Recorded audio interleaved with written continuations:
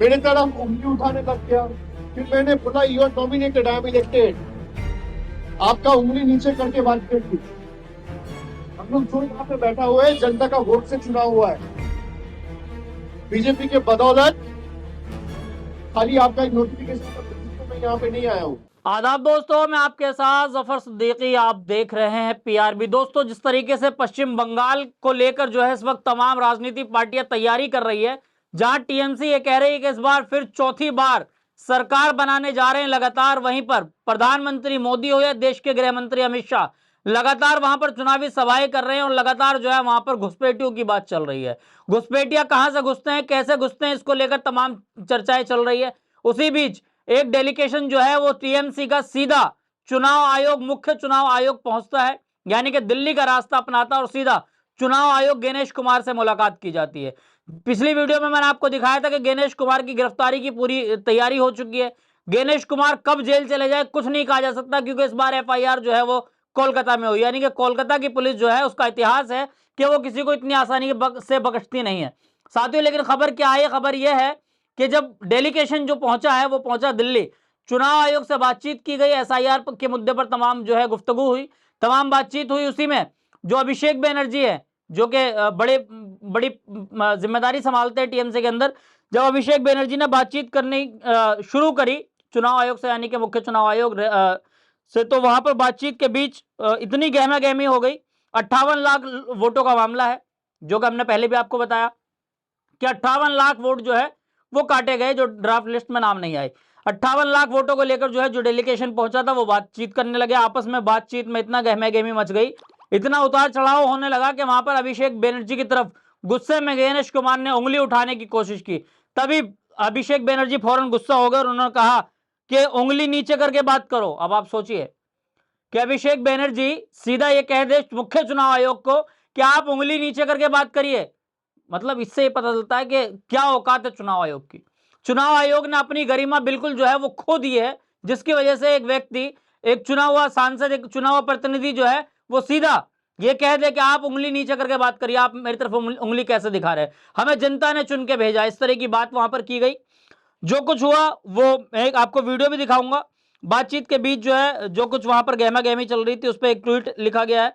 Tweet news का एक handle है, उन्होंने लिखा है, टेक एक्स पर हैंडल है मतरीज न्यूज करके, उन्होंने जो है अपने एक्स पर डाला है, ये वीडियो भी लिखा है और ये चीजें भी डाली। उसमें लिखा है कि अभिषेक बनर्जी के नेतृत्व में एआईटी कॉन्फिशियल के 10 नेता जो है वो चुनाव आयोग से मिले।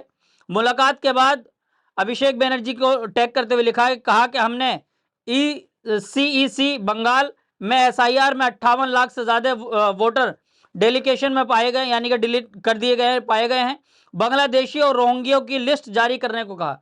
अभिषेक बनर्जी ने साफ कहा कि आपने जो 58 लाख वोट हटाए हैं, आप इसमें बताइए कि कौन बांग्लादेशी है और कौन रोहिंग्या है। बांग्लादेशी की लिस्ट भी जारी कीजिए, सार्वजनिक करिए, और वहीं पर जो है बांग्लादेशी के साथ साथ रोहिंग्या की भी जो है लिस्ट सार्वजनिक करिए। चलिए मैं आपको ये वीडियो दिखा देता हूं साथियों, आपको पूरा मामला समझ में आ जाएगा किस किस तरह की वहां पर बातचीत हुई। अभिषेक बनर्जी ने उसके बाद जो बयान दिया, ये बयान बहुत महत्वपूर्ण है, देखिए आप इस वीडियो को। जब कोई बोल रहा था वो रोकने टोकने लग गया।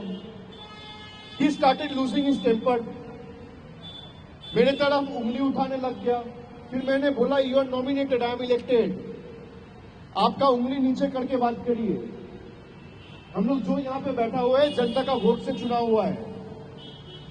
बीजेपी के बदौलत खाली आपका एक नोटिफिकेशन का बेसिस पे मैं यहाँ पे नहीं आया हूँ। We are answerable to the people at large. You are answerable to your masters. I am answerable to the people of my state, for whom we have come here to ensure none of them are left behind from the final electoral roll when the list is published. आप उंगली नीचे करके बात करिए। उनको लगता है कि हम जो बोलेगा वो सुन लेगा। जी हाँ साथियों, आपने इस वीडियो को देख लिया। इस वीडियो से क्या पता चल रहा है? इस वीडियो से साफ पता चल रहा है कि अभिषेक बनर्जी ने इस बार जो मुकाबला किया है वो बहुत ही बड़ा मुकाबला था, यानी कि मुख्य चुनाव आयोग के सामने बैठकर मुख्य चुनाव आयोग की उंगली को नीचे करवा देना, यह अपने आप में कोई कम बड़ी चुनौती नहीं। यानी कि इससे ये कह सकते हैं कि घर में घुसकर चुनौती देना और उसके बाद मुख्य चुनाव आयोग का ऐसा मुंह उतार दिया साथियों, जिसकी आप कल्पना भी नहीं कर सकते। साथियों, अभिषेक बनर्जी ने साफ कहा कि आपने जो 58 लाख वोट डिलीट किए हैं, आप उसका डाटा सार्वजनिक करिए। डाटा सार्वजनिक इसलिए करी है, उन्होंने ये साफ कहा कि डाटा सार्वजनिक करने की वजह से पता चलेगा हमें कि कितने वोट जो है वो डिलीट किए गए हैं, कितने इसमें बांग्लादेशी और कितने रोहिंग्या है। ये बांग्लादेशी का जो मामला लगातार जो विपक्ष की यानी सत्ता पक्ष की तरफ से उठाया जा रहा है, यानी कि डबल इंजन की सरकार जो लगातार ममता बनर्जी की सरकार पर इल्जाम लगा रही है कि ये घुसपैठियों को शरण देते हैं। लेकिन मैं ये कहता हूं कि अमित शाह जी, आपकी पुलिस कहां है, यानी कि आपकी बीएसएफ के वो तमाम जवान कहां हैं जो बॉर्डर पर सुरक्षित तैनात किए गए हैं, बॉर्डर की सुरक्षा के लिए तैनात किए गए हैं? क्योंकि गृह मंत्री तो आप है, ममता बनर्जी को गृह मंत्री थोड़ी है।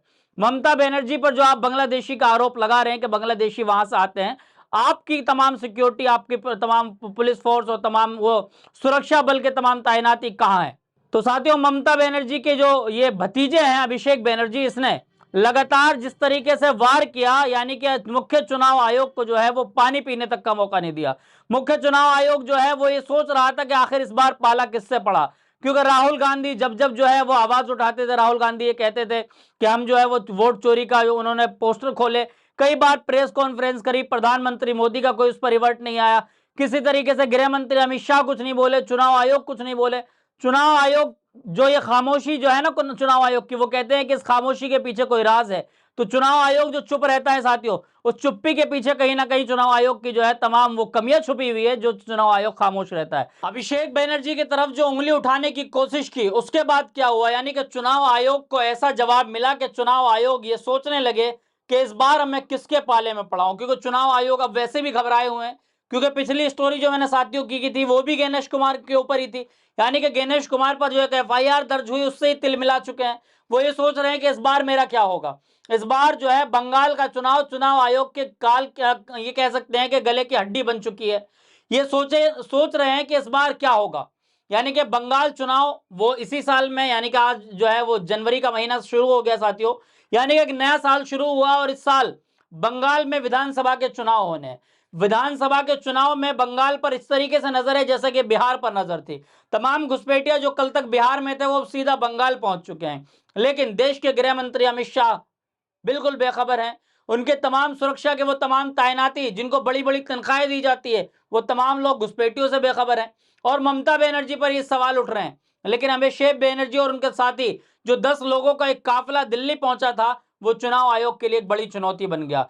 चुनाव आयोग की जिस तरीके से पूरे देश भर के अंदर किरकिरी हो रही है, यानी कि चुनाव आयोग को मैं ये समझता हूं कि अब ऐसे वक्त में इस्तीफा दे देना चाहिए, ये छोड़ देना चाहिए अपना पद, जिस पद को संभाले बैठे हैं, यानी कि देश का पद है। मैं समझता हूं एक बड़ी जिम्मेदारी वाला पद है, लेकिन देश के जो इस वक्त बड़ी जिम्मेदारी वाले पद पर बैठे गणेश कुमार जी, वो कहीं ना कहीं अपने किए हुए तमाम जालों में फंस रहे हैं। अभिषेक बनर्जी ने कहा ऐसा लग रहा है कि ऊपर से आदेश आता है, ये सिर्फ आगे बढ़ाने का काम करते हैं, यानी कि ऊपर से आदेश लिखकर मिलता है, उसको सिर्फ वो जो है सर्कुलेट करने का काम जो है वो चुनाव आयोग करता है। चुनाव आयोग पर तमाम इल्जाम किस तरीके से लग रहे हैं, एक के बाद एक चुनाव आयोग पर इल्जाम उत्तर प्रदेश के मुख्यमंत्री ने भी लगाया। हमने आपको कई बार वीडियो में बताया, चुनाव आयोग जो है इस बार कातिल की भी एक लिस्टों में उसका नाम है, वो इसलिए क्योंकि 40 बीएलओ की भी मौतें हुई है। 40 बीएलओ की मौतों का जिम्मेदार कौन?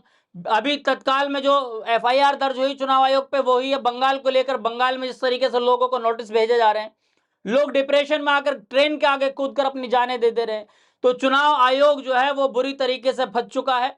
चुनाव आयोग के घर में पहुंचकर सीधा डेलीगेशन ने चुनाव आयोग को ऐसे कह सकते हैं कि धमकी दे डाली है, लेकिन चुनाव आयोग कुछ बोलने के लिए तैयार नहीं है। चुनाव आयोग का उसके बाद कोई प्रेस कॉन्फ्रेंस नहीं हो रही है, चुनाव आयोग की तरफ से कुछ नहीं कहा जा रहा बंगाल चुनाव पे क्या होगा नहीं होगा। यानी कि 58 लाख वोट जो है, क्या चुनाव आयोग इनके दोबारा फार्म भरवा कर 58 लाख वोटों को ठीक करने का काम करेगा?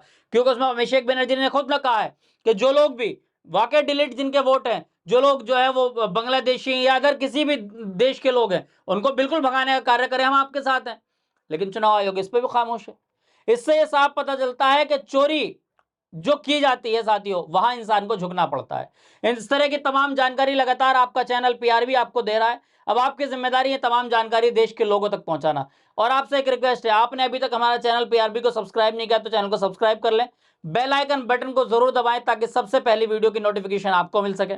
आपसे फिर मिलूंगा किसी वीडियो के साथ, देखते रहिए पीआरबी।